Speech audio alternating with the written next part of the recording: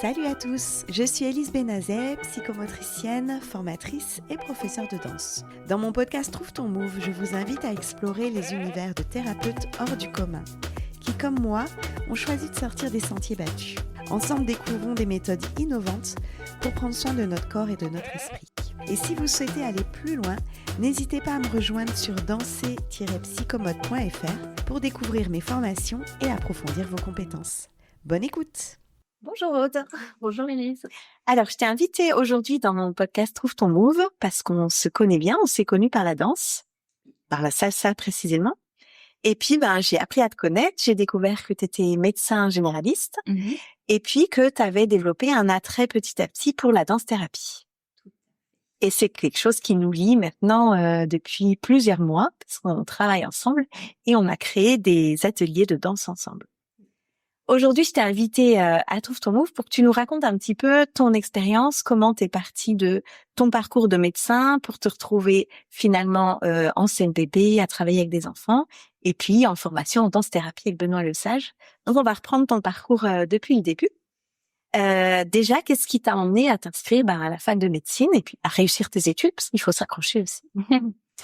Moi, je suis partie en médecine parce que je voulais devenir psychiatre. J'aimais bien que les gens me parlent. J'aimais bien les écouter. Et mes parents sont dans la médecine aussi, enfin mon papa. Okay. Et du coup, j'entendais beaucoup parler des patients, comment ils prenaient soin de leurs patients. Je trouvais ça passionnant et je me suis dit, super, je vais faire ça, mais en psychiatrie. Sauf que je suis arrivée dans mon premier stage d'externe en psychiatrie et ma première journée, je suis repartie de là en pleurs. Je ne voulais plus mettre les pieds en stage. Ah ouais. J'ai trouvé que c'était très difficile d'être confrontée à ce monde qui pour moi était pas du tout ce que je m'imaginais. Ah oui. Je me suis rendu compte qu'il y avait pas pour moi beaucoup de différence entre les soignants et les patients à ce point. D'accord. J'ai trouvé que c'était un monde très étrange où tout le monde semblait perdu. Et du coup, ça m'a pas plu du tout. Donc, grosse angoisse de me dire, mon Dieu, qu'est-ce que je vais faire de ma vie? Parce que moi, j'étais persuadée que c'était ça qu'il me fallait. Ok. Et je me suis dit, à défaut de pouvoir choisir une autre spécialité, je vais partir pour la médecine générale. D'accord. Ce qui finalement a été un très bon choix pour moi. Oui, ça t'a plu, t'as fait d'autres stages où tu t'es mieux retrouvée. Oui, ouais, j'ai découvert plein d'autres choses. Et puis, j'aimais bien la gynéco, j'aimais bien la dermato, j'aimais bien la cardio. Je me disais, finalement, médecine générale, on peut faire un petit peu de tout. D'accord. Donc, tes études se sont passées à Besançon, principalement? Ouais. Ça s'est bien passé pour toi? Comment t'as trouvé la formation en médecine? La formation en médecine, disons que en ayant comme objectif la médecine générale, je vais être honnête, j'avais pas un gros challenge par rapport à l'internat. Parce que c'est malheureusement une spécialité qui est très peu choisie. Ça, c'est devenu une spécialité, mais qui n'est pas très valorisée. Donc en fait, le moins bon au classement sera forcément médecin généraliste quelque part entre la Creuse et je sais pas où. D'accord. Donc j'avais pas vraiment de pression. Moi, mon internat, je l'ai bien vécu. Par contre, c'est sûr que ça demandait quand même beaucoup d'investissement en temps, en travail, malgré tout. Et c'est des choix de vie qu'on fait, de renoncer à certains moments justement en famille ou entre amis sur cette période-là de sa vie. La seule chose sur laquelle j'ai pas fait de compromis, c'est le sport. D'accord. Ouais, moi, j'ai dansé, à danser, à faire des activités sportives, parce que ça, pour moi, c'était ce qui me faisait du bien et ce qui m'aidait, je pense, à me vider la tête pour repartir dans ma charge. D'accord. T'as fait un équilibre comme ça, perso, pro, ouais. T'as fait combien d'années d'études alors? J'en ai fait plus que la moyenne. Ah oui. T'as le droit. Ouais, j'ai le droit. J'ai pris mon temps.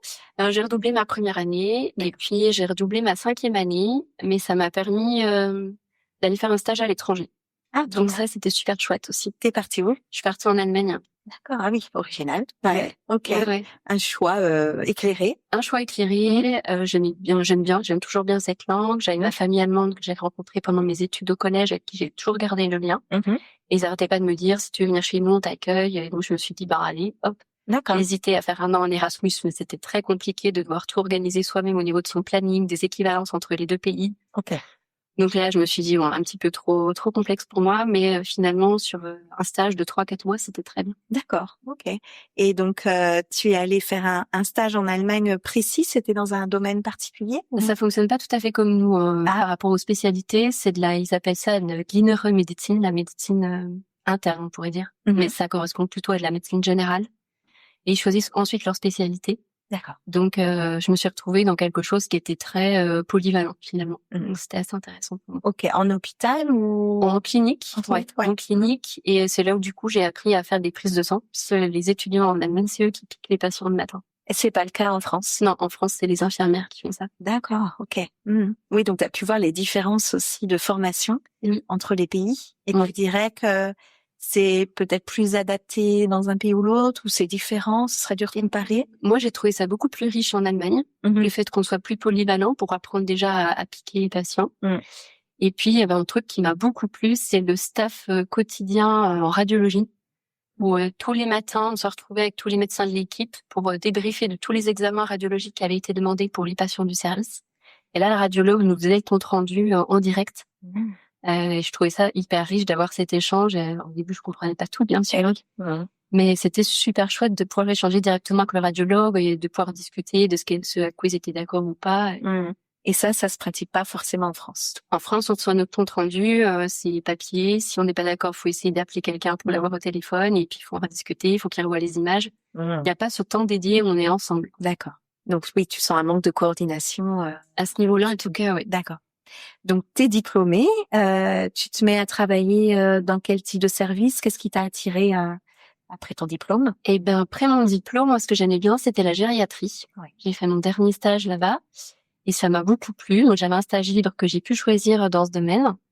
Et à défaut d'un poste, puisque initialement, on m'avait promis un poste là où j'étais en stage sur mon dernier service d'internat, mais finalement, les budgets sont pas ouverts et le poste n'a pas été pourvu. Donc, j'ai pu faire qu'1 an et demi.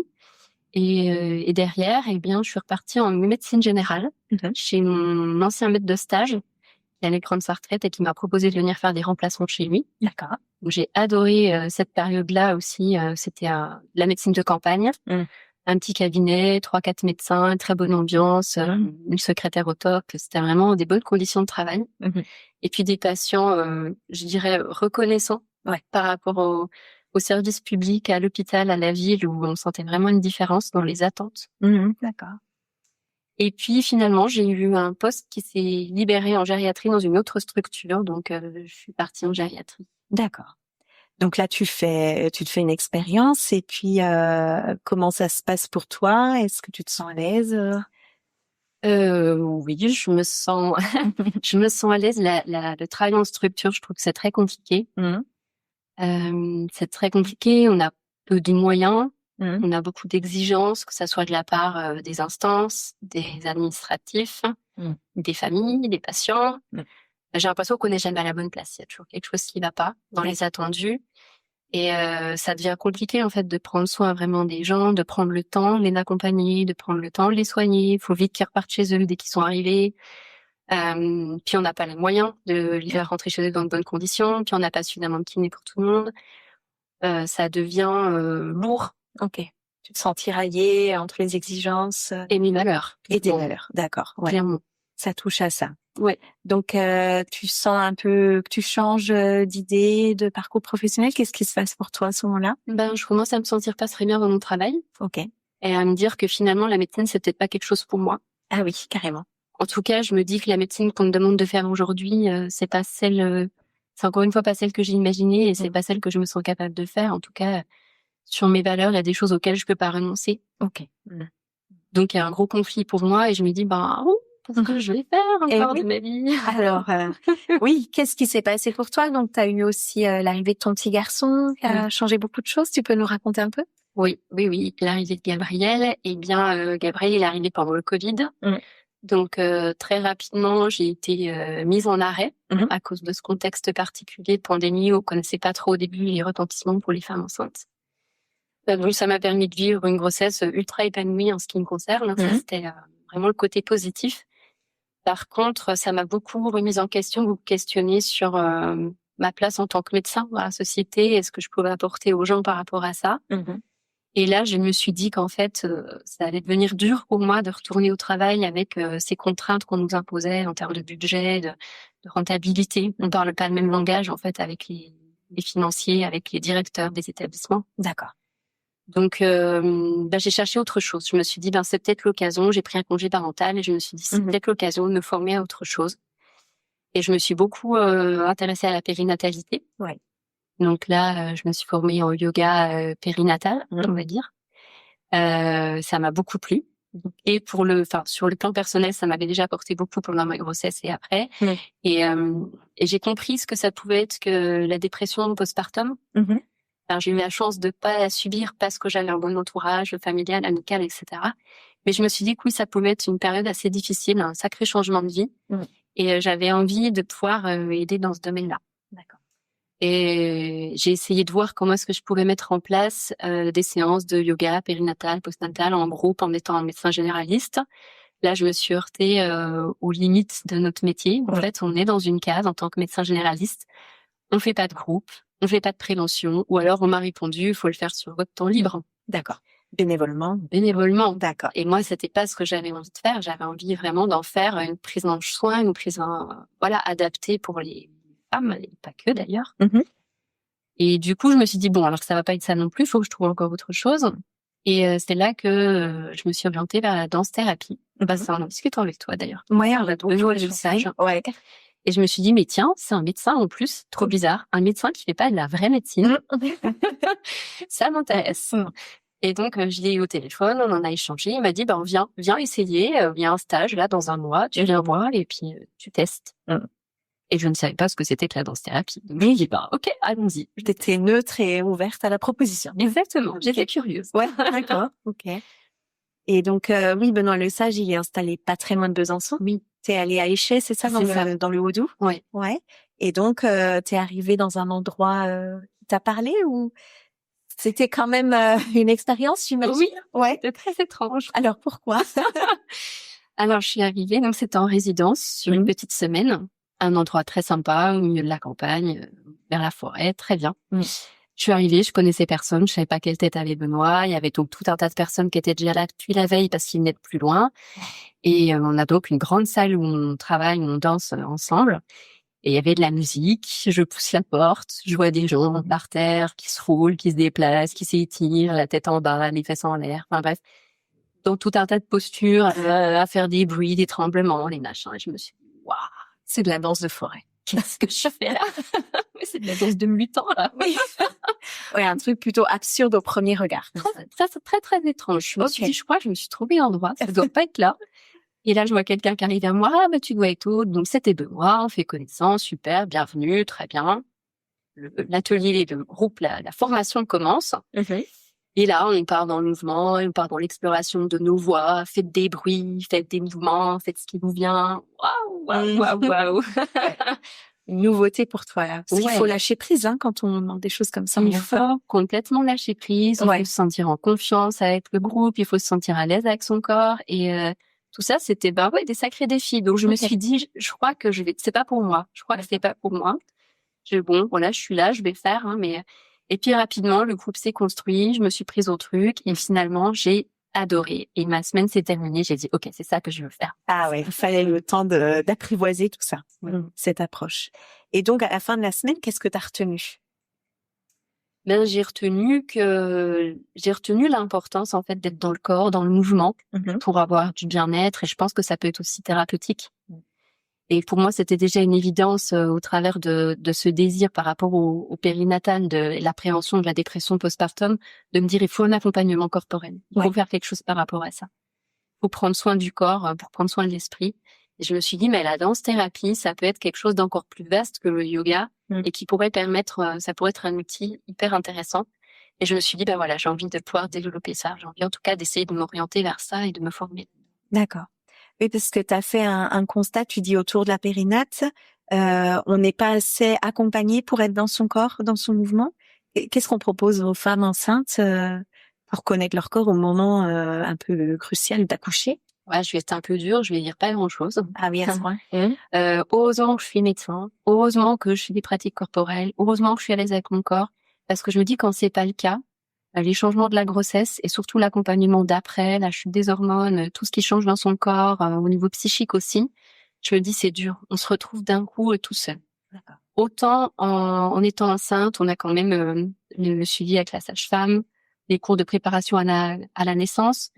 Et là encore, je trouve que on reste beaucoup dans de l'intellectuel, très peu dans la mise en pratique. Alors après, ça dépend peut-être des pratiques de certaines sages-femmes, hein. Je me suis tournée aussi vers l'aptonomie, j'ai essayé la méditation, j'ai essayé le yoga prénatal. Oui. Et je pense que ce qui m'a le plus aidé moi à cette période-là, c'était le yoga. Et pourquoi? Dans une pratique corporelle. Ouais. Et ça me donnait des outils concrets pour l'accouchement. Ah oui, carrément. Donc, comment placer le corps, comment respirer, on pousse pas, des étirements, des luttes avec le corps, le jeu avec le ballon, etc. Et ça, c'est avec le yoga que je l'ai découvert. D'accord, ok. Oui, moi j'imaginais que c'était ce qu'on apprenait à des cours de prépa à la naissance, mais pas forcément. Et alors peut-être que j'ai pas eu les bons voilà, mais en tout cas non, c'est pas ça qui m'a été apporté à moi. D'accord, ok. Et la différence, ça a été vraiment sur l'après, quoi. Après, on rentre, on se retrouve tout seul avec son bébé. Et là, oui, il y a la sage-femme qui vient 1 fois, 2 fois, 3 fois, l'allaitement se met en place, ok, puis après, toute seule. Ouais, avec le papa qui fait comme il peut aussi. Exact. D'accord. Et là, toi, t'as senti un épuisement à réfléchir comme ça, à chercher des pistes. Comment tu t'en es sortie en tant que maman? Non, je pense que ce qui a été une force pour moi, encore une fois, c'est mes études de médecine qui m'ont permis d'avoir quelques bases, quelques notions, mais surtout savoir où aller chercher les informations dont j'avais besoin pour ce qui me posait des questions. Avoir des sources sûres, on va dire fiables. La Leche League, ça m'a été d'une source extrêmement précieuse. Alors, qu'est-ce que c'est la Leche League? Eh bien, c'est tout un ensemble de documents référencés autour de l'allaitement et des problématiques en lien avec ça. D'accord. Avec des petites pistes concrètes, des recommandations. Il y a aussi des groupes de lactédantes, de personnes formées à l'allaitement qui peuvent intervenir sur des réseaux des fois, mais de façon très rapide. En 48 heures, on a une réponse sur une problématique. D'accord. C'est gratuit, c'est un vrai accompagnement riche pour les femmes qui sont toutes seules la nuit à 3 heures du mat. Je sais qu'ils arrivent pas, je sais pas comment faire. Ok. On n'a pas de réponse tout de suite, mais on a plein de pistes et plein d'idées aussi. D'accord. Ouais, donc pour l'allaitement, t'as trouvé ça. Ouais. T'as fait appel à d'autres associations? Coccinelle à Besançon. Ouais. L'association de périnatalité. J'ai découvert un peu par hasard, et ça, je trouve ça dommage aussi que ça soit pas quelque chose qui soit systématiquement proposé aux femmes qui sortent de la maternité. Parce qu'on se retrouve sans trop de ressources, sans trop de références, on sait pas trop vers qui se tourner. Et là, pour le coup, c'est riche aussi par rapport à tout cet accompagnement, encore une fois, autour de l'allaitement, mais autour de la périnatalité de façon plus large, la parentalité, quoi. Ouais. On se retrouve entre café parents, le mien, il dort pas, le mien, il a une flaque tout le temps, le mien, je sais pas comment faire. Ok. Et c'était aussi précieux de pas se retrouver tout seul à se dire, mais j'y arrive pas, je galère, je suis crevée, il dort pas. Ah, mais toi aussi? C'est normal. Donc, il y avait des questions de sommeil, alimentation, éducation, développement psychomote. Je me suis jamais trop questionnée sur le développement psychomote. Ah, très bien. J'étais pas encore assez en lien avec les psychomotes. Oui, c'est vrai. Je les ai découverts plus tard. Ok. Mais en tout cas, l'éducation, c'est venu après. D'accord. Sur l'éducation, sur toutes ces injonctions qu'on entend, l'éducation bienveillante, l'éducation positive. Finalement, on sait plus trop ce qu'on doit faire, pas faire. Il faut qu'il pleure, il faut pas qu'il pleure. On couche sur le dos, on couche sur le ventre. C'est très différent d'une génération à l'autre, ce qui fait aussi qu'on peut difficilement se faire accompagner par nos parents, parce que ce qu'on leur disait à l'époque, aujourd'hui, on leur dit de faire complètement différemment. Oui, c'est vrai. Donc, l'association Coccinelle t'a aidé au début dans ces rencontres entre parents. Oui. Et puis après, t'as eu d'autres ressources, d'autres besoins. Tu disais l'éducation, c'est encore un autre sujet. Non, je crois que c'est principalement ce qui m'a aidé. Ça m'a aidé à me construire un réseau de parents qui vivaient les mêmes choses que moi en même temps que moi. Ok. Parce que j'ai des amis qui sont déjà mamans, mais c'est pas tout à fait pareil. Et oui, c'est vrai, il y a la temporalité. Exactement. D'accord. Ok, trop bien. Et alors, à partir de tout ça, plus ta formation en danse-thérapie, te sont venues d'autres idées en tête? Eh ben, je me suis dit qu'à un moment donné, il fallait que je reprenne le travail. Et il paraît que ça peut être bien d'avoir des projets. Ouais. J'avais très envie de trouver ton move un peu. De trouver mon move, exactement. Et puis, de me sentir un peu plus utile que pour mon petit bouchon, ça, c'est sûr. Ouais. Et je me suis dit, voilà, j'ai pris 3 ans de congé parental. C'était une chance pour moi. Je suis très heureuse d'avoir vécu ces moments-là. Mais j'avais aussi, il allait rentrer à l'école. Et puis, moi, j'avais envie de reprendre un peu ma place dans la société et d'apporter autre chose autrement. Donc, j'avais mon poste qui m'attendait toujours en gériatrie, parce que c'était un congé parental. Mais quand je suis retournée au travail, je me suis clairement sentie mise au placard, de par cette absence qui avait été prolongée. Entre-temps, toute l'équipe que je connaissais, tous mes collègues médecins, dont le chef de service avait démissionné, mais très peu de temps après mon départ à moi. D'accord, ça allait pas trop. Ça n'allait pas du tout. Voilà. Okay. Et je me suis retrouvée donc avec une nouvelle direction, une nouvelle équipe que je ne connaissais pas du tout. Et quand je suis arrivée, on m'a clairement signifié que je récupérerais pas mon poste en hôpital de jour comme je le faisais. J'étais formée sur les troubles cognitifs de la personne âgée, prise en charge et prévention. Donc c'était quelque chose qui me passionnait, que j'aimais beaucoup. Parce que tout ce qui travaille la prévention, l'accompagnement, les aidants, etc., je trouve que ça a du sens et qu'on peut se sentir utile. Il y a des choses à faire en amont énormément. Et voilà. Donc je me suis dit, on ne prend pas vraiment mon poste. Une porte se ferme, quoi. Là, c'est trop, quoi. C'est déjà difficile l'ambiance avant mon arrêt, mais là, j'ai dit, si, stop, quoi. Ok. Donc, fallait que je trouve autre chose. Fallait trouver, je me rappelle, on en a beaucoup parlé à ce moment-là. Et quelle piste t'as pu avoir, du coup? Eh bien, là, entre-temps, moi, j'avais commencé ma formation en danse-thérapie, mais juste quelques stages par-ci, par-là. J'avais pas encore dans l'idée de faire la formation longue, même si ça m'intéressait beaucoup. Et entre-temps, j'ai trouvé un poste, bon an, mal an, à l'EFS. Ah oui, c'est vrai. Parce qu'il fallait que je retrouve un poste, et se vendre dans la pratique. Français du sang. Établissement français du sang, tout à fait. Sauf que là, je sentais pas quelque chose de très épanouissant et très excitant. Pour toi, Ça allait plutôt être un job alimentaire. D'accord. Voilà. Et c'était pas ton move. C'était pas mon move. Non, c'était pas mon move. Ok. Et c'est là que, du coup, un peu par hasard, j'ai une copine psychologue qui m'appelle et qui me dit, tiens, tu connaîtrais pas un psychiatre, parce que je travaille dans un centre médico-psychopédagogique et on n'a pas de psy, ça fait un petit moment, il n'y a plus de médecin, machin. Puis là, je dis, pardon, je suis désolée, on n'en est pas. Et je lui dis, est-ce qu'un médecin généraliste, ça pourrait faire l'affaire? Mais oui, bien sûr, s'il est formé à la petite enfance, c'est parfait. Oui, moi je suis formée en gériatrie, je pense que c'est idéal. J'ai écoute, j'ai envie de postuler, ça m'intéresserait. Et c'est comme ça qu'une nouvelle aventure a commencé pour moi. Ouais, donc même si tu n'avais pas de spécificité dans la petite enfance, avec ton apport en gériatrie, on va dire, il y a quand même eu moyen de postuler. Ouais, je pense que ce qui leur a plu, c'est le fait que j'étais disponible, parce que clairement, il manquait de médecins. Il cherchait. Et puis, moi, j'étais prête à me former, ça m'intéressait. Et je me disais, par rapport à la périnate, je pense que ça avait du sens aussi dans cette prise en charge de la petite enfance, voire enfance plus tard. Ouais. Je me disais, ça se fait un peu dans la continuité, et tout ça, ça fait partie du même package sur lequel j'avais envie de mettre l'accent pour la prévention et l'accompagnement. Ils ont vu tes centres d'intérêt aussi. D'accord. Donc, tu as été recrutée à ce poste en CMPP, donc à Dole, c'est ça? C'est ça, oui. Ouais. Et comment ça se passe depuis? Eh ben, j'adore. Eh ben, voilà. T'as trouvé ta voie, là, vraiment. Ouais, j'ai trouvé ma voie. Et c'est vrai que quand je suis arrivée au CMPP, sur mon entretien d'embauche, la seule condition que j'ai posée, c'est de pouvoir mettre en place des groupes, des ateliers de danse-thérapie pour les enfants. Ouais. D'accord. Ils m'ont dit oui tout de suite. Ils m'ont même pas demandé si j'étais formée plus que ça. D'accord. Moi, j'allais pas du tout finir ma formation. Mais j'en avais discuté avec Benoît Lesage. Il m'a dit, écoute, il y a qu'une seule façon de savoir si ça va convenir, c'est que t'essayes. Si ça va pas, on te le dira. Oui, d'accord. Trop bien. Ouais. Oui, donc il y a un côté aussi où il faut oser. Dans cette histoire. J'avais du mal à me sentir légitime, de dire, je suis pas diplômée, et je suis pas psychomote, parce que c'était beaucoup de psychomotes qui étaient en formation en danse-thérapie. Oui. Je suis pas psychiatre et je suis pas d'un psychiatre. Mais il y avait rien qui était bon. Et en fait, ça te convient parfaitement. Enfin, je sais qu'on en parle beaucoup et ça te plaît, quoi. Complètement. Ouais. Donc, tu prends cette place en tant que médecin généraliste dans une équipe avec plein de professionnels dans le paramédical.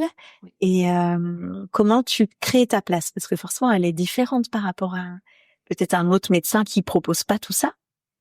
Comment ça s'est créé pour toi? Alors, ça s'est fait progressivement. Ouais. Moi, j'arrive forcément, je sais pas ce que c'est un CMPP, j'ai jamais travaillé en pluridisciplinaire comme ça en étant le seul médecin d'une équipe. Ouais. On me bazarde du coup responsable des soins, une casquette que je veux pas forcément porter et avec laquelle je suis pas très à l'aise. Et puis, moi j'ai mon regard de médecine générale, donc je sais pas ce qu'on fait dans un CMPP, je sais pas comment on travaille, je sais pas quel est le public qu'on accueille. Je sais même pas ce que c'était qu'une psychomote. En fait, je n'ai jamais vraiment travaillé les autres personnes de l'équipe, psychologue, orthophoniste, il n'y avait pas de souci, mais psychomote, je lui ai dit, je crois qu'il va falloir que je vienne avec toi en séance parce que je sais pas, j'arrive pas à comprendre. Voilà, un bon moyen de découvrir la pluridisciplinarité, c'est de se suivre à un moment donné, c'est ça. Donc, tu t'es incrustée, Voilà, je me suis incrustée, mais très gentiment invitée, pas de souci. Et puis, je suis arrivée avec mes idées qui étaient un peu différentes, donc je pense que ça a un peu bousculé. Ouais. Je suis arrivée dans un contexte aussi un peu particulier où il n'y avait pas forcément une très bonne entente sur l'antenne pour plein de raisons. Mais voilà, je crois qu'il y avait aussi une volonté administrative, institutionnelle, on va dire, de le faire changer, aussi de faire évoluer les CMPP par rapport à la pratique des soins. Moi, quand je suis arrivée là-bas, j'ai trouvé que c'était une chance incroyable pour ces professionnels d'avoir du temps avec les patients. Oui, 3/4 d'heure de séance pour moi qui sortait du monde hospitalier, c'était énorme. C'était un luxe incroyable. Tout à fait, oui. Incroyable. Ouais. Et d'avoir somme toute quand même un peu de matériel, un peu de moyens, des possibilités de formation. Ouais. Des choses pareilles. Nous, on avait droit à une formation tous les 2 ans. Il fallait chouiner, je sais pas combien de fois pour l'avoir. Donc là, j'arrive, on me forme sur un DU en périnate. Je dis, on se rencontre rapidement avec les collègues. Il y a quand même beaucoup de psychotrauma. On se dit, ça serait quand même bien d'avoir quelqu'un formé en LDR. Oui. Tout le monde me regarde. Ouais, ça. C'est-à-dire, l'EMDR, moi, je connais pas trop non plus. Ouais. Tu peux nous expliquer ce que ça veut dire, EMDR? Non, j'ai pas la Eye movement, quelque chose comme ça. Ouais. Un truc comme ça. On l'écrira dans le texte qui accompagne le podcast. Voilà, c'est ça. Et la méthode, tu peux nous expliquer? La méthode, par contre, oui. Ouais. La méthode, c'est comment on va aller réactiver le traitement de l'information quand il y a un trauma au niveau cérébral. Quand il y a de l'émotion, quelque chose qui sidère à un moment donné, l'information se digère plus, ce qui fait qu'il peut y avoir plein de facteurs déclenchants pour réactiver ce qui a été vécu au moment du trauma, et c'est jamais quelque chose de très agréable à vivre. Ouais. Donc voilà, les sensations physiques, corporelles, les angoisses. Et c'est comment est-ce qu'on va faire que ce souvenir devienne un mauvais souvenir et ne soit plus quelque chose qui impacte de façon si négative le quotidien et qui empêche le futur aussi, parce que des fois c'est très bloquant pour faire, pour agir, pour vivre, tout ça. Ok. Et donc, comment tu fais effectivement, concrètement? Ça se passerait comment une séance de MDR type? Je sais pas si je peux décrire une séance type parce qu'elles forcément elles se ressemblent pas toutes. Ce qui est sûr, c'est que on prend toujours le temps d'expliquer la technique au patient, de définir un lieu sécure dans lequel il va se sentir bien, de renforcer en fait tout ce qui peut lui faire du bien au niveau des émotions, au niveau des souvenirs, des images, de tout ce qui peut être corporel aussi. Et puis on va expliquer ça comme on utilise dans la formation que j'ai faite la métaphore du train. C'est-à-dire, on fait un voyage, on est dans un wagon, on regarde le paysage, nous on est tranquille, en sécurité dans notre wagon. Mais ce qu'on voit par la fenêtre, des fois ça nous plaira pas, donc on fera accélérer un peu le train. Des fois, ce qu'on va voir, ça sera chouette, on va en profiter, on va ralentir, on va observer ce qui se passe. Puis des fois, il y aura rien, on sentira qu'est-ce qui se passe, rien. On est peut-être dans un tunnel, mais c'est pas grave, le voyage il continue. D'accord. Et l'objectif, c'est qu'on arrive au bout, qu'on traverse tout ça pour se dire voilà, c'est derrière, l'émotion, elle est intégrée, elle est digérée. Et puis maintenant, on peut continuer à aller de l'avant. D'accord. Donc, c'est un voyage en lien avec une thématique, en gros. En lien avec soit un vécu, soit un ressenti. Ah oui. Quelque chose qui fait trauma pour la personne. D'accord. Et tu aurais des exemples de personnes que tu as accompagnées, un exemple qui vient en tête, tu as travaillé sur un sujet précis pour qu'on comprenne un petit peu mieux. Alors oui, la dernière petite fille que j'ai accompagnée, 9 ans, elle a été témoin de violence intrafamiliale. Donc son papa qui a tabassé sa maman devant ses yeux. D'accord. Et elle s'est sentie responsable parce que, en l'occurrence, c'est parce qu'il avait fallu venir rechercher un objet qu'elle avait oublié chez sa maman, que le papa s'est rendu compte que la maman avait de nouveau un compagnon. Ils n'étaient plus ensemble. Le papa était extrêmement jaloux et donc du coup, il n'a pas supporté de voir ça. D'accord. Et la petite fille s'est sentie, elle a porté beaucoup de responsabilité, de culpabilité, à se dire c'était sa faute si sa maman avait fini avec une fracture au niveau du bras. Donc l'émotion était là, la culpabilité, et elle était réactivée au quotidien. Constamment. Constamment, il y avait toujours les conflits entre les parents par rapport à la communication, par rapport à la garde des enfants. Tout était toujours sujet de tension. La maman n'était pas très bien aussi d'avoir subi ça d'une part, de pas avoir su protéger ses enfants, qu'il ait été témoin de ça. Donc il y a eu tout un travail à faire avec la petite pour lui faire comprendre que ce sentiment de culpabilité, en fait, il n'était pas juste. Voilà, il a fallu en tout cas un travail d'accompagnement pour que elle puisse mettre ça derrière et comprendre que non, c'est pas sa faute si papa a tapé maman. Ce sera elle qui en est responsable.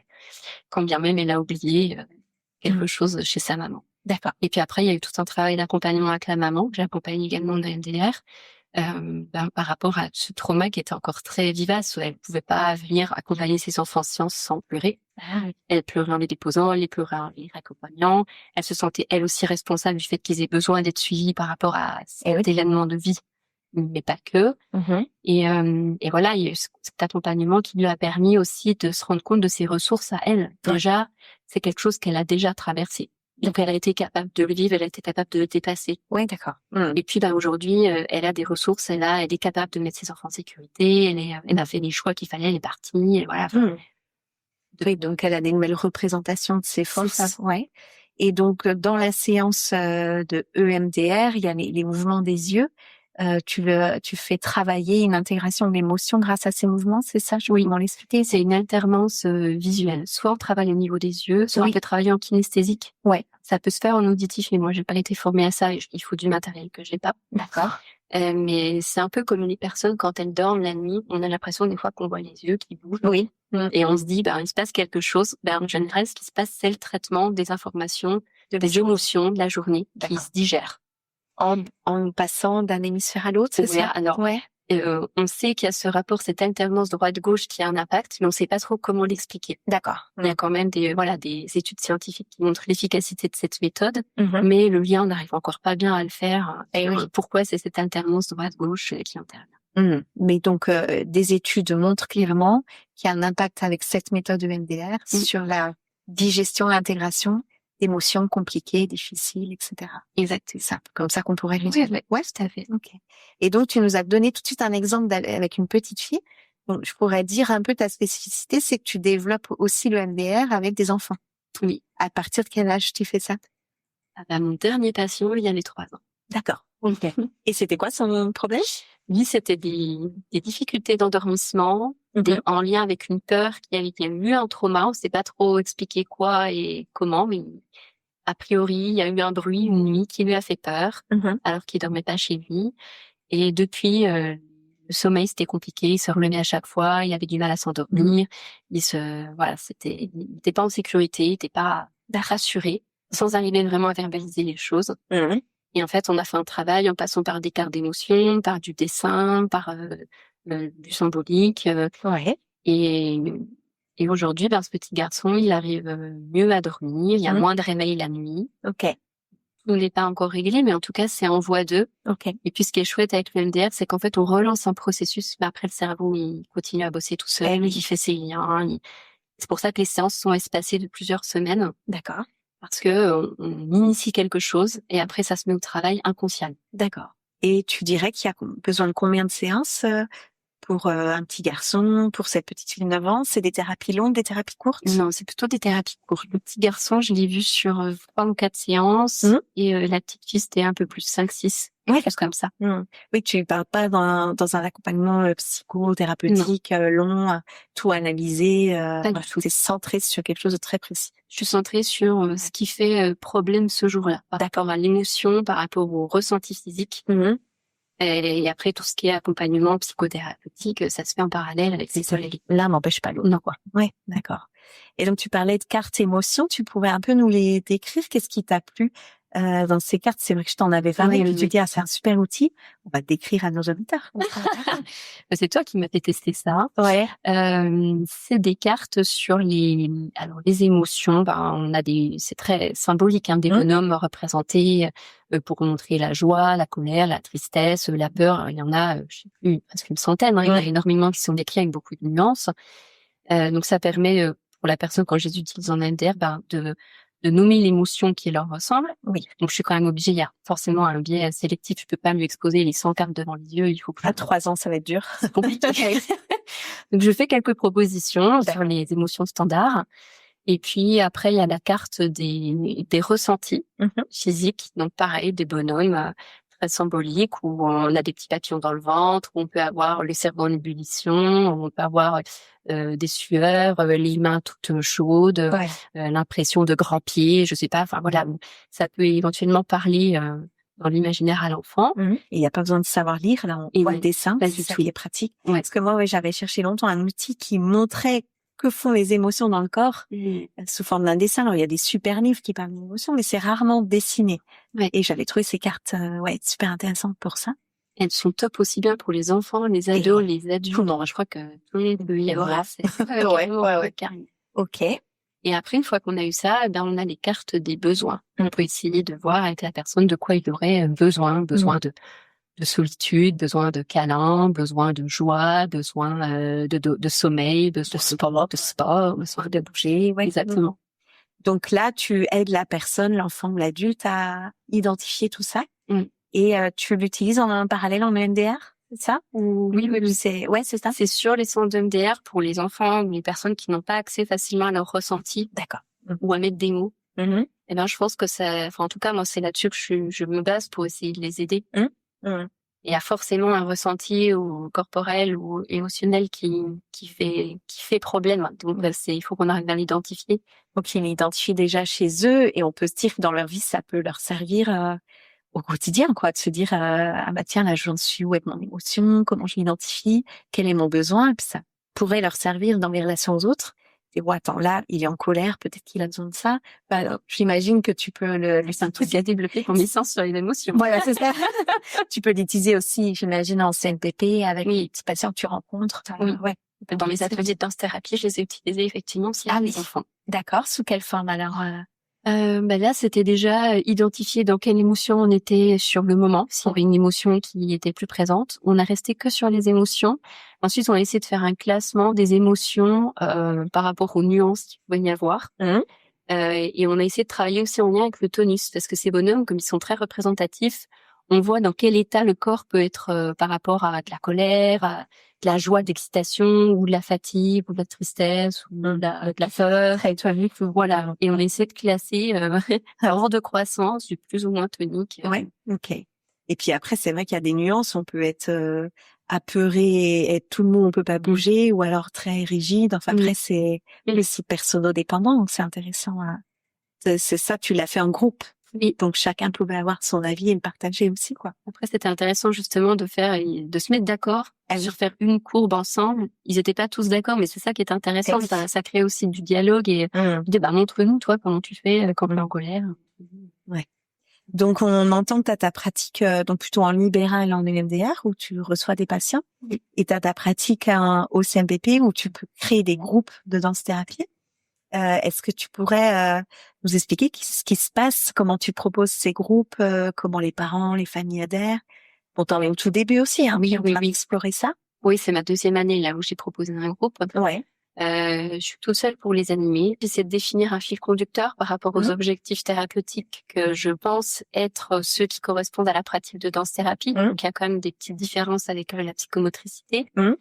Du coup, quand je sens que ça sort de mon champ de compétences, je passe le relais à ma collègue. On travaille beaucoup ensemble et puis on en discute aussi. Je suis pas forcément toute seule dans ma salle à faire mes trucs dans mon coin. Oui, c'est bien. Oui, c'est mieux. Et tu dis donc il y a des petites différences entre objectif psychomote, objectif danse-thérapie. Ça arriverait à ressortir quelques nuances principales? Je pense que en psychomote, il pourrait y avoir un travail beaucoup plus spécifique sur tout ce qui est attention, concentration. Ouais. Les dépistages de ces troubles-là et le travail spécifique, tout ce qui est graphomotricité aussi, moi ça je fais pas. Pareil sur les émotions, je pense que vous avez beaucoup plus de cartes, beaucoup plus d'outils pour travailler sur l'accompagnement, la gestion des émotions. Et puis mine de rien, le corporel en soi, tout ce qui est toucher, etc. Je sais que moi, au début de ma formation en danse-thérapie, ça m'a beaucoup posé question. Le toucher d'un médecin, c'est pas le même que le toucher d'un psychomote. Moi, je palpe, j'examine, je percute, je tapote, je pique. Mais quand on vient dans la formation avoir des touchers empathiques, des touchers enveloppants, des touchers thérapeutiques, là, moi, c'était compliqué. C'est une découverte, Et puis, dans quel cadre on peut appliquer ça et comment ça se fait, comment c'est perçu. Et puis, on a aussi un public très particulier au CNPP où il y a beaucoup d'enfants qui ont subi des violences physiques, sexuelles, qui ont un rapport au corps perturbé. Et on se dit, pareil, comment est-ce qu'on vient mettre ce toucher-là en place? Comment il va être reçu? Comment ça va être accepté? Est-ce que ça va pas être traumatisant? Est-ce que tu aurais des exemples d'ateliers de danse-thérapie qui fonctionnent bien avec les enfants? Parce qu'on me pose souvent la question, comment tu fais danser des enfants qui veulent faire du foot ou autre chose en séance? Oui, c'est vrai, il y en a plein qui veulent bien venir parce qu'ils veulent faire du foot. Dès que je sors le ballon, c'est ça qu'ils veulent faire. Et en fait, je leur dis pas qu'ils vont danser. Donc déjà, quand je leur propose de venir à l'atelier, moi j'appelle ça un groupe d'expression corporelle. J'insiste sur le fait qu'ils vont travailler ensemble. Les objectifs, ça va pas être la danse, enfin, je le nomme jamais. Ouais. Mais au fur et à mesure des séances, il y a de la musique, je leur demande de se mettre en mouvement, de marcher, je donne des consignes qui évoluent. Puis en fait, ils dansent sans s'en rendre compte finalement. Ouais, c'est vrai que tu ruses un petit peu pour les amener dans le mouvement. C'est plus ça ton objectif. Oui, c'est vraiment le mouvement. Parce que si je dis danse, direct, il y en a qui me disent « Ah non, mais moi je danse pas ». Ouais. Et tu as un exercice comme ça qui fonctionne bien, qui est assez ludique pour les mettre en mouvement, auquel tu penses Où je peux leur demander par exemple des stop and go, Oui. enfin tu vois, d'avancer, s'arrêter pour travailler sur l'inhibition, pour l'accordage aussi au groupe, ou alors je peux leur demander d'imiter des marches en fonction des émotions, en fonction des animaux. Je dis on marche comme un éléphant, on marche comme une fourmi, on marche doucement, on marche vite, on fait des pas de géant. Et puis finalement, je mets de la musique, je mets du rythme, et puis progressivement, d'eux-mêmes aussi, ils font évoluer souvent la consigne dans quelque chose qui est beaucoup plus dynamique, beaucoup plus ludique aussi. Oui, tu t'inspires d'eux aussi, ça te donne des idées. Oui, je construis mes séances, mais finalement, il y a souvent des imprévus qui font que ça part dans autre chose et je me dis: «Ah le groupe va là-bas, c'est OK, on y va, quoi». Ouais. En danse-thérapie avec Benoît Lesage, dans ta formation, on apprend, il me semble aussi beaucoup de déplacements, de comment varier dans l'espace, le groupe, suivre quelqu'un, aller d'un point à un autre. Tu l'utilises avec les enfants? Oui, j'utilise aussi avec les enfants où on fait travailler sur le leader-follower, Ouais. où il y en a un qui va donner une consigne de déplacement, enfin qui va le faire d'une certaine façon avec son corps, et les autres doivent être soit dans l'imitation, soit dans l'opposition. Par exemple, s'il y en a un qui est à quatre pattes, les autres doivent être le plus haut possible, ou voilà, pour travailler aussi sur les contrastes. S'il y en a un qui marche vite, les autres doivent marcher tout lentement. Essayer de trouver les contrastes à faire varier entre eux aussi. Et ça amène les enfants, mais même les adultes, à oser lâcher prise. Qu'est-ce que tu observes un peu comme comportement? Oui, j'observe qu'au début, quand je leur propose d'être leader, il y en a tout de suite, c'est dans leur tempérament, c'est dans leur caractère, ils veulent essayer, ils veulent être les premiers. Et il y en a d'autres, ils vont être «Ah non, mais moi j'ai pas d'idée, je sais pas quoi faire». Au fait, c'est pas grave, on passe, on continue, au suivant, quoi. Et puis finalement, quand ça revient sur eux, je dis: «Est-ce que tu as quelque chose à proposer ?» «Oui, oui, maintenant j'ai une idée». Ouais. Et petit à petit, ils osent, mais aussi parce que je pense qu'ils expérimentent le fait qu'il y a un groupe bienveillant dans lequel ils peuvent s'autoriser des choses. C'est OK, tout est toujours OK, en fait. Il y a jamais de mauvaise façon de faire. Ouais. Et ça, je pense que ça les aide aussi à prendre des initiatives et à oser essayer. Donc là, c'est toi, en tant que thérapeute, qui mets un cadre pour que ce soit bienveillant, avec des règles, des consignes que tu rappelles? Et finalement, j'ai jamais vraiment eu besoin de le poser, ce cadre. Ouais. Je sais pas comment ça se fait, ça se pose un peu naturellement. De temps en temps, il y en a un qui va essayer de faire une remarque, je dis: non, ça c'est OK en fait, chacun peut faire différemment, ou et puis finalement ça s'expérimente pas plus que ça. D'accord, OK. Ouais. Et comment tu finis tes séances pour, rendre les enfants aux parents, pour qu'ils soient apaisés? Tu as des petites méthodes? Ouais, je finis toujours par un petit temps de méditation. Alors méditation, c'est, tout est relatif en fonction de l'âge des enfants bien sûr, mais je leur demande simplement de s'allonger au sol, de se déposer, et en imaginant que leur corps est lourd et juste ils se déposent, tranquilles. Et ça déjà sur les premières séances, il y en a, juste se déposer dans de l'immobilité, c'est pas possible. Ils changent de posture toutes les 2 secondes, ils sont comme ça. Je dis: «Mais alors attendez, on trouve une position où on est bien, on est tranquille, après on arrête de bouger?» Pour ça déjà c'est pas possible, OK, on va faire avec. Et il y en a d'autres où je demande, d'être dans une posture où ils se sentent détendus, où ils se sentent bien. Ils vont se retrouver en position fermée, hyper contractée, toutes les parties du corps reposent pas au sol. Et je leur dis: là, t'es bien dans cette position-là, c'est confortable pour toi?» «Oui, oui». OK, alors, on y va, on fait quelques exercices de respiration en conscience. Et ce qui est chouette à voir, c'est qu'au fur et à mesure de l'évolution des séances, c'est des enfants qui arrivent un peu mieux à lâcher, même au niveau corporel, ça se voit en fait. Il y a pas qu'au niveau psychique où on se dit, ils sont plus dans le lâcher prise, ils sont plus dans la confiance, même au niveau du corps, ils arrivent mieux à se déposer au sol. Et quand j'observe ça de séance en séance, et moi je me dis: «Ah, c'est trop beau à voir, c'est chouette, quoi». Il y a un impact clair. Il se passe quelque chose de positif. Enfin, moi je trouve ça positif pour eux, quoi. Ouais, tu dois être satisfaite aussi en tant que pro, quoi. Ça fait plaisir à voir que sur des petites choses comme ça peut s'évaluer en se disant, déjà, voilà, se déposer, se lâcher, être dans un relâchement du tonus. Et puis ça pose aussi l'esprit. Dès qu'ils arrêtent de s'agiter dans tous les sens, ils conscientisent mieux leur respiration, ils écoutent, je leur dis, on écoute les battements du cœur, on met la main sur le ventre, est-ce que le ventre il respire? Si on met là, comment je fais pour que ça respire ici? Est-ce que j'entends des bruits dans la salle? Qu'est-ce que j'entends comme bruit? D'accord, oui, leur apprendre ça précocement, c'est des outils, des ressources pour eux plus tard, quoi. J'espère. Oui.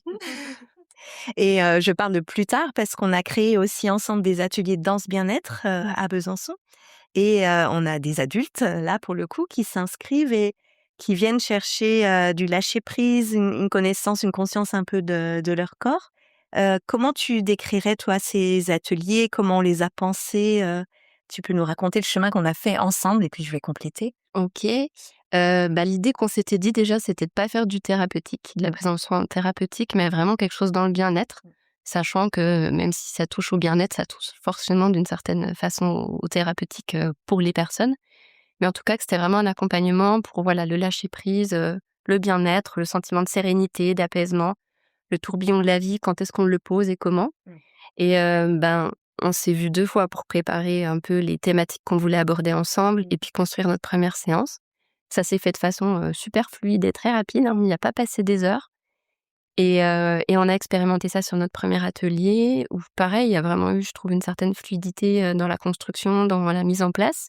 Je pense que ça s'est senti aussi pour les personnes et à mon sens, on a atteint notre objectif dans la mesure où quand elles sont reparties, elles ont quand même, pu déposer, le fait qu'elles étaient plus sereines, plus légères, qu'elles avaient l'esprit libre. Enfin voilà, il y a eu c'est ces mots-là qu'elles ont utilisés aussi, hein, pour dire qu'elles se sentaient quand même mieux en repartant, qu'en arrivant.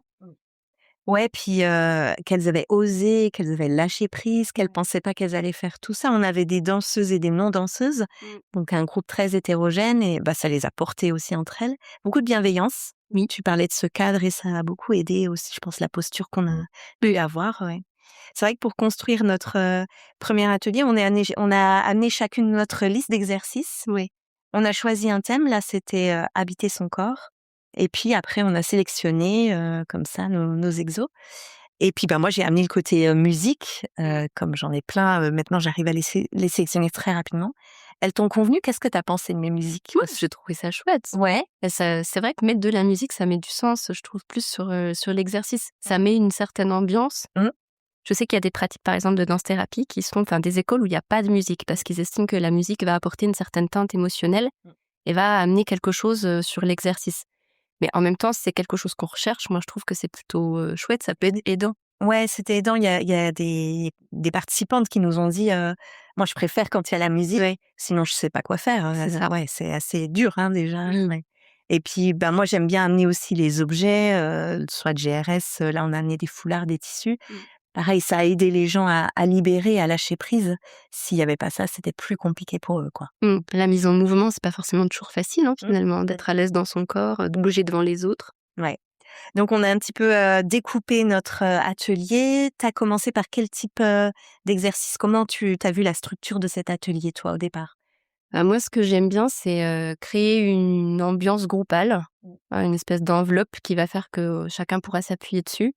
Donc, je trouve ça chouette d'avoir un temps où on se présente. Je sais que c'est un exercice, elles nous l'ont dit après, qui était pas facile pour tout le monde.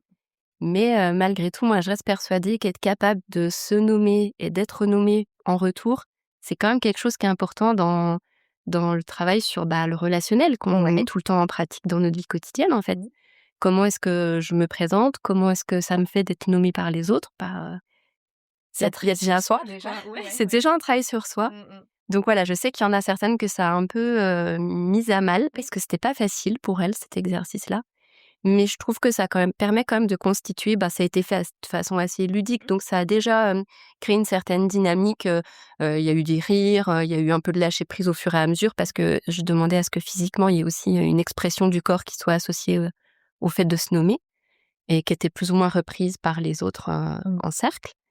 Donc ça permettait aussi de se mettre gentiment en mouvement, puis de voir, ça donne déjà, je trouve, des traits de personnalité, la façon dont on va se présenter, comment est-ce qu'on va bouger, est-ce qu'on est plutôt réservé, est-ce qu'on a du mal à aller dans des mouvements d'ouverture, est-ce qu'on est tout de suite dans des trucs un peu foufou, Est-ce qu'on a de la créativité ou est-ce qu'on fait toujours pareil? Les réactions de prestance aussi, on a vu les rires, la gêne. Oui, tout à fait. Et puis après, on a enchaîné, moi, avec un temps d'ancrage, de comment dire, visualisation des racines, de l'ancrage au sol pour vraiment se poser. Et puis toi, tu as enchaîné avec un autre exo derrière? Ouais, sur comment constituer, je vais dire sa kinésphère, mais finalement, c'est son petit univers, son petit monde autour de soi, se mettre en mouvement progressivement. On a porté la conscience sur une partie du corps qui devait se déplacer dans toutes les directions possibles, toutes les amplitudes. Et puis progressivement, ça diffusait à une autre partie du corps jusqu'à ce que finalement toute la personne soit en mouvement de façon fluide et connectée en fait. Après ce travail d'ancrage justement, où on pose quelque chose, c'était comment je mets tout ça en mouvement, cette énergie que tu avais commencé à nommer, comment est-ce qu'elle vient m'animer. Oui, d'articulation en articulation. Oui. Moi, ma colonne vertébrale, je l'ai sentie comme un serpent. Hein. Ouais, c'était super intéressant. Et puis après, on s'est mis en mouvement dans l'espace. Tu peux un petit peu expliquer les exercices qu'on fait? Là, on a fait leader-follower. Ouais, c'est ça. Ouais. Donc, effectivement, il y avait 2 groupes initialement, puis après, on l'a rejoint en un seul groupe. Où les personnes, il y avait une personne qui se déplaçait dans une direction d'une certaine façon, avec une certaine intention, un certain rythme, et les autres devaient suivre pour avoir la même en imitation en fait. Ouais, je souris parce qu'il y a eu des choses très drôles là. C'était chouette. Là, qui se déplaçaient comme des poules. Oui, et qui rampaient. et c'était très beau parce qu'en fait, chacune y est allée de sa créativité, et c'est là où les choses, elles ont commencé aussi, les personnes ont commencé à se sentir à l'aise pour aller explorer des choses, proposer des choses au groupe. Et c'est pareil, ça s'est fait dans la joie, c'était vraiment... Et ça sans musique. Hein. La première partie était sans musique. Ouais. Après, moi, j'ai amené le foulard pour qu'il y ait les followers qui dirigent le mouvement et quelqu'un qui se met derrière un peu par surprise et qui suit le leader. Et avec le foulard, la musique, ça a créé un tout autre univers, du coup, hein, qui était peut-être moins dans le rire ou l'observation, mais plus sur soi, centré sur soi et comment je me présente au monde avec ce foulard. Et puis après, qu'est-ce qu'on a proposé? Je m'en souviens plus. Il y avait aussi le travail de sensorialité avec le tissu au sol, pas que 2, c'est ça? Oui, là où on était plus dans la perception, une personne allongée au sol, les yeux fermés, et une autre personne qui s'occupe de lui déposer un tissu, le retirer, amener du tactile comme ça avec des tissus différents. Sur une musique très variée, là, j'utilise vraiment la perception de la musique qui arrête pas de changer pour que le mouvement aussi soit changeant. Ouais, et propose des choses très différentes au niveau tactile. Ça a beaucoup plu, hein, cet exercice. Et c'est là où je trouve que la musique, c'est vraiment un appui, tu vois, pour proposer quelque chose de différent. Sortir aussi les personnes de leur façon de bouger. On a tous un style, une façon de se mettre en mouvement. Et là, ça les obligeait peut-être à aller chercher autre chose, justement. Oui, savoir faire des pauses aussi, se remettre en mouvement, puis être à l'écoute de et la personne allongée et la musique. Ouais. Et puis ensuite, j'avais très envie que tu proposes quelque chose que j'adore, moi. On a fini par de la mise en voix avec un circle song. Ouais, un circle song. Oui. Alors moi, ça, j'adore parce qu'il y a une vibration qui se crée dans le groupe. Dont toi, t'es chanteuse aussi, on l'a pas dit. Ouais. Et donc, t'es très attirée par la voix comme ça. Ouais, j'adore. Ouais, j'adore ça. Et je trouve que c'est très libérateur aussi pour les personnes. Et Nati, ma prof de chant, elle arrête pas de dire que tout le monde est capable de chanter. Et c'est vrai que quand on s'autorise ça, on s'en fiche finalement, chanter juste, chanter faux, en rythme, pas en rythme. Je crois que tout le monde a vraiment apprécié cet exercice qui a été proposé. Et je me dis que le fait que chacune ait aussi été volontaire pour faire un solo, je me dis waouh, quel courage! Je leur avais pas dit qu'on ferait ça. Mais on leur a proposé en disant est-ce que c'est OK pour chacune, ou il y en a qui voudront vraiment pas tenter le solo. Donc tout était Elles ont essayé, ouais. Donc, tu as mis ça en place en sous-groupe avec un groupe qui chantait une ligne de basse, c'est ça? Oui. Ouais, tu peux nous me donner un exemple? Tam, tadam, tam, tadam. C'est une espèce de rythmique qui pose un peu le groupe OK. pour une basse. Ensuite, il y avait un deuxième pupitre qui faisait plutôt ce qui pourrait être le chant d'une guitare. Voilà. Et puis derrière, il y a le troisième groupe qui faisait un peu une voix un peu plus soprano, comme si on pouvait imaginer, je sais pas, un violon ou une clarinette. Tu peux donner un exemple de guitare, par exemple? De guitare, tan tan tan, tan tan tan, tan tan tan. Donc facile à suivre, hein, en 2 fois j'y arrive. Oui, et puis alors ce qui est chouette, c'est qu'il y a pas forcément besoin de faire des rythmes très compliqués. C'est des choses assez répétitives, assez simples. Mais quand ça se met ensemble, ça donne toujours un ensemble, comme tu dis, on sent une espèce de vibration. Et ça vient soutenir les solos des personnes qui peuvent se lâcher à expérimenter des trucs. Et le troisième pupitre, t'as dit c'était quoi? C'était une clarinette ou un violon. Ouais, comment tu ferais du coup ça? Alors attends, qu'est-ce que j'ai dit? Tira tita, tira tita, tira tita. Et les 3 additionnés, voilà, faut se dire que ça fait comme une espèce de cathédrale de son. les personnes sont un peu incluses dans la vibration. Et de là, tu dis, bah allez, lance-toi sur un solo. Qu'est-ce qui te vient? Ça peut être parler, faire des bruits, faire... on a eu des bruits de cochons. On a eu des bruits d'animaux à un moment donné, mais c'est OK. Moi, j'étais dans le Roi Lion, mais... Ouais, et du coup, alors, on peut capter, hein, il y avait des personnes qui avaient des problèmes de rythme pour garder comme ça, mais comme le groupe arrive à emmener les personnes, finalement, on s'en sortait plutôt bien. Oui, vraiment, elle s'appuie sur le groupe, c'est vraiment un soutien en soi. Ouais. Donc ça, c'est facile finalement à faire. Moi, je t'ai laissé faire parce que je ne savais pas comment l'animer, mais Tu vas savoir. je vais savoir et je me dis, pour tous ceux qui nous entendent, tester, essayer avec des petits groupes. Voilà, il y a moyen de faire quelque chose de très sympa, quoi. Oui, carrément. Donc voilà, c'était un super premier atelier. On va continuer comme ça à Besançon, peut-être à animer des ateliers de danse bien-être tous les mois. On va voir comment ça fonctionne. C'est chouette. Ouais. Et puis moi, ça nourrit ma formation en expression corporelle que je propose à Besançon pour les professionnels qui veulent travailler avec la musique et le mouvement. Donc voilà, je vais pouvoir faire des allers-retours entre la pratique et la formation. Est-ce que toi, tu as une autre pratique qui te parle beaucoup? Parce que je t'ai demandé d'enseigner à la fac de psychomotricité à Besançon avec les outils que tu proposes, et il y en a un tout particulier qui est trop chouette. Tu peux nous le présenter? Oui, je vous le présente, je l'amène. J'ai amené un rebozo. Ok. Donc, un tissu qui est originaire du Mexique, Oui. qui est ajouré. Donc, c'est un tissu qui prend bien, qui épouse bien la forme du corps, où il n'y a pas de coutures qui peuvent couper la circulation au niveau des membres ou créer de l'inconfort dans de l'enveloppement. Ok. C'est un tissu qui traditionnellement est beaucoup utilisé pour les femmes, mais pas que. Pour par exemple porter un enfant, soutenir le ventre au moment de la grossesse, fermer le bassin après l'accouchement. Après, il y a tout un tas de rituels qui sont mis en place autour de ce tissu. Mais moi, ce qui m'intéressait surtout, c'était pour ses propriétés enveloppantes, le fait de pouvoir bercer, de pouvoir définir les consciences, mieux définir l'enveloppe corporelle, travailler sur la conscience corporelle avec les enfants, travailler sur le tonus aussi essentiellement pour tout ce qui est relâchement justement. D'accord. Et moi, je l'utilise un peu pour beaucoup de choses. Je l'ai utilisé par exemple chez une patiente qui avait été opérée du cancer du sein pour aller chercher de l'étirement, l'ouverture progressive au niveau de la cicatrice. Elle était limitée dans ses amplitudes. Comment aller faire ça dans quelque chose de passif et de doux?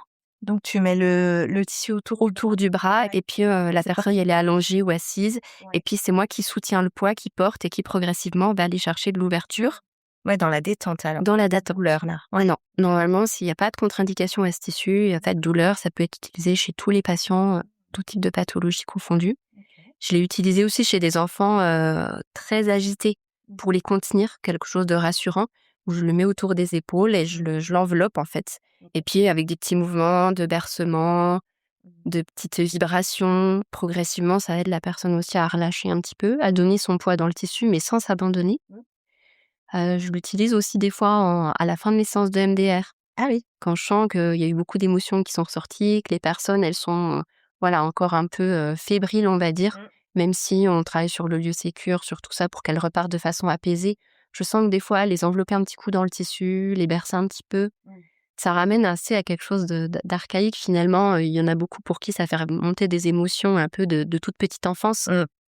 Voilà, quand on était dans le ventre de la maman, de se faire bercer, de se faire soutenir, porter, envelopper, contenir. Et tout ce que les enfants du CMPP qui ont du trouble de l'attachement, par exemple, n'ont pas forcément expérimenté, qui peut leur manquer. Oui, d'accord, tu refais vivre ces sensations-là. Ouais. Et tu l'as enseigné du coup à la fac de psychomote. Comment ça a été accueilli par les étudiants? Eh ben écoute, elles t'en parleront, mais moi j'ai eu l'impression qu'elles avaient bien adhéré. Le premier groupe que j'ai vu a déjà investi dans des rebozos. D'accord. Donc elles ont l'air convaincues. Ouais, c'est un outil qui peut convenir en psychomote aussi. Ouais. Je pense que oui, elles en ont déjà, elles l'ont expérimenté du coup pendant l'atelier et elles ont déjà eu plein d'idées, elles ont fait plein de liens avec leurs pratiques passées, futures, potentielles et elles avaient l'air de trouver cet outil intéressant. Et là, je suis contente parce que moi, je le trouve intéressant. Donc, si j'ai réussi à leur transmettre le fait que je trouvais ce tissu magique, oui, tant mieux quoi. Ah mais super. Et toi, en tant que médecin, venir enseigner aux psychomotes, les psychomotes qui voient un médecin venir leur parler, comment t'as senti les choses? Est-ce qu'il y a eu des échanges autour de ça? Ouais, il y a eu des échanges autour de ça. Je crois qu'elles étaient très contentes de rencontrer un professionnel qui était déjà sur le terrain, avec des petits exemples de cliniques, de pratiques à leur partager. Ça, elles m'ont dit que ça leur avait bien plu, parce que je leur ai exprimé ce qui avait marché, puis aussi ce qui n'avait pas marché. Les erreurs qui sont faites parfois dans la pratique, voilà, que ça serve d'expérience à tout le monde. Et puis un des messages qu'elles ont apprécié d'entendre aussi, c'était le fait finalement, on pouvait trouver un espace de pratique qui était en accord avec nos valeurs et la façon dont on avait envie d'exercer. D'accord. Et qu'il fallait vraiment que pour ça, elles se sentent légitimes, même si elles étaient jeunes diplômées. Elles ont appris certainement tout un tas de choses que les anciennes générations ne connaissent pas, puisque les choses évoluent dans tous les domaines de la santé. Et qu'il fallait pas qu'elles hésitent à amener leurs idées, leurs envies, leurs motivations, et que si le lieu où elles pratiquaient n'était pas ouvert à ça, il fallait pas qu'elles se découragent, il y avait d'autres endroits où c'était possible. Ah, trop bien. Mais là, tu es en train de me préparer ma conclusion pour trouver son move. En fait, tu leur as parlé de ça. Exactement. Elles posent souvent la question de la légitimité, effectivement, donc je pense qu'elles te l'ont envoyé. Oui. Ouais, c'est super, c'est un beau message qu'on peut vivre dans chaque profession, que ce soit un médecin, psychomote ou autre. Il faut effectivement trouver le lieu où on aime travailler. Complètement. Ouais. Je crois que là, t'es bien, là où t'es. Ah, je suis très heureuse. Ouais. Je suis ravie aussi de partager les ateliers qu'on a créés, par exemple, ensemble, et que tu puisses intervenir auprès de nos futurs psychomotes. Ah, j'adore. Ouais, parfait. Eh ben, merci beaucoup, Aude. Continue à trouver ta voie dans le chant, la danse et la médecine à ta façon. Oui, ça marche. Merci À bientôt. Salut. C'était Trouve ton Move, un podcast pensé et réalisé par Élise Benazet.